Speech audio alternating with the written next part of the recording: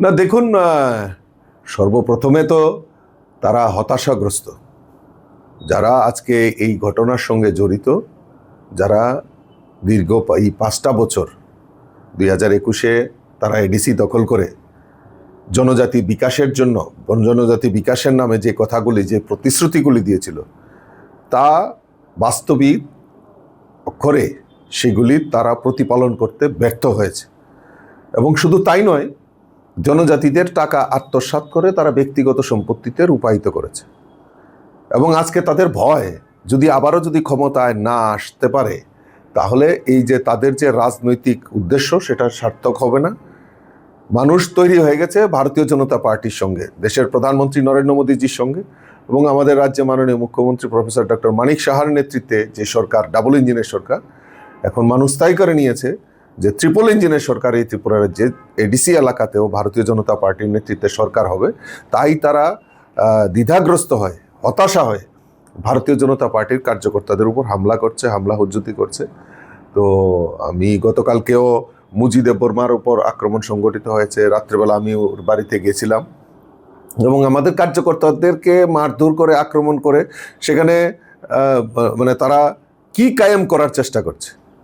কারণ তাদেরকে দেখতাম যে তারা থানসা থানসা বলতো, এই থানসা থানসার উপর আক্রমণ করছে। এটা কোন ধরনের রাজনীতি তারা করতে চাইছে? তো আমরা তার জন্য তৈরি আছি, মানুষ তৈরি হয়ে গেছে, ভারতীয় জনতা পার্টিকে আনবে। তাই হতাশাগ্রস্ত হয়ে সেই আক্রমণগুলি সংগঠিত করছে। তার পরিণাম ভালো হবে না, মানুষ তার উপযুক্ত জবাব আগামী 12ই এপ্রিল দেবে। বিশেষ করে মন্ত্রী বিকাশ দেববর্মা দুইবার আক্রমণ হয়েছে।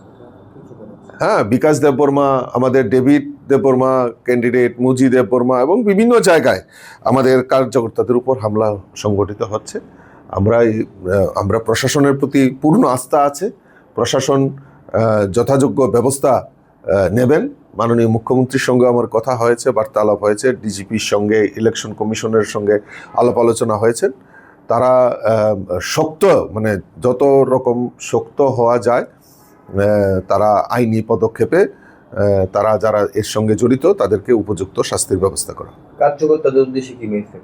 কার্যকর্তাদের উদ্দেশ্যে, যেরকম আমি গতকালকে মুজি দেববর্মার বাড়িতে গেছিলাম, ওর মাথাতে আঘাত এসছে, ওকে বলেছিলাম যে একদিন রেস্ট করার জন্য। ও বলছে যে না, আরও বেশি শক্তি নিয়ে এই যে গুন্ডা বাহিনীদের যে অপসংস্কৃতি, যে থানসা থানসা বলে থানসাদের দিয়ে যেভাবে থানসা থানসার উপর আক্রমণ করছে, সেটা জনসমক্ষে তুলে ধরার জন্য আরও বেশি মনোবল নিয়ে সে মানুষের কাছে যাবে, যে বলে মারতে হয় মারুক, কিন্তু তবুও আমি জমিন ছাড়বো না। এবং আমাদের বিভিন্ন জায়গায় কার্যকর্তারা মনোবল রয়েছে, কারণ আমাদের সরকার রয়েছে, আমাদের কার্যকর্তাদের পেছনে আমাদের রাজ্যের মাননীয় মুখ্যমন্ত্রী আছেন, প্রদেশ সভাপতি হিসাবে আমি আছি, এবং সব